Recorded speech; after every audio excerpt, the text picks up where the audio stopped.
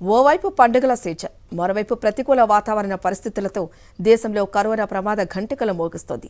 Positive కేసుల సంఖ్య రోజురోజుకు పెరుగుతోంది. కొత్త వేరియంట్ JN.1 మరిన్ని రాష్ట్రాలకు వ్యాపించింది. అయితే ఆందోళన వద్దంటున్న వైద్య నిపుణులు అప్రమత్తంగా ఉండాలని ప్రజలకు సూచిస్తున్నారు. దేశంలో మళ్లీ కరోనా వైరస్ కలకలం సృష్టిస్తోంది. ఒమిక్రాన్ సబ్ వేరియంట్ JN.1 8 రాష్ట్రాలకు వ్యాపించింది.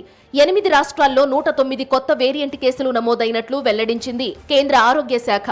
అత్యధికంగా గుజరాత్లో 36 కేసులు రికార్డయ్యాయి.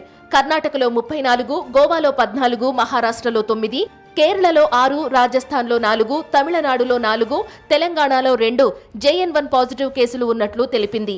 24 గంటల్లో దేశవ్యాప్తంగా కొత్తగా 529 కోవిడ్ కేసులు, 3 మరణాలు నమోదయ్యాయి.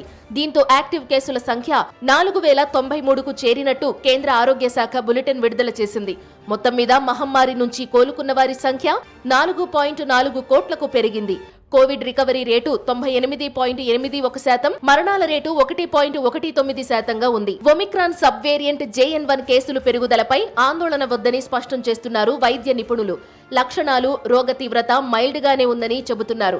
అయితే తీవ్రమైన జ్వరం, శ్వాసకోశ ఇబ్బందులు, చెస్ట్ పెయిన్ వంటి లక్షణాలు ఎక్కువగా కనిపిస్తే హాస్పిటల్కి వెళ్లాలని సూచిస్తున్నారు వైద్యులు.